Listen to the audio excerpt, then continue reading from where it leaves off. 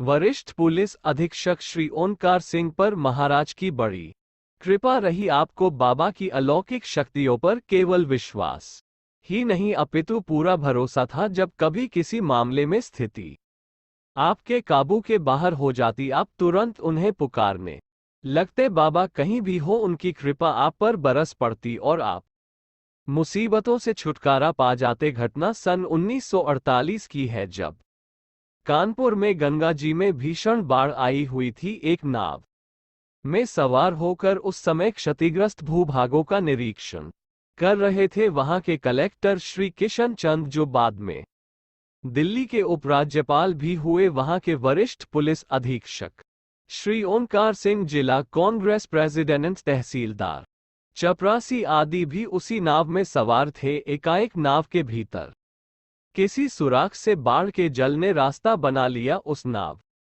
में बैठे सब लोगों की जान खतरे में थी और दूसरे बचाव का वहां कोई उपचार भी न था। ऐसी निराशापूर्ण स्थिति में ओंकार सिंह जी बड़े जोरों से बाबा को याद करते हुए बार बार चिल्लाने लगे, मर गए बचाओ। घबराए हुए तो वहां सभी लोग थे, पर आपकी इस चीत्कार को सुनकर सब यही समझने लगे कि भय से आप पागल हो गए हैं। बाबा की शक्ति सक्रिय हो उठी। तुरंत एक जड़ से उखड़ा हुआ बड़ा वृक्ष आपकी नाव से आ लगा। उसको देखते ही आपने नाव छोड़ दी। अन्य लोगों ने भी आपका अनुसरण किया और सभी उस वृक्ष में सवार हो गए। आप लोगों के देखते देखते वह नाव जलमग्न हो गई।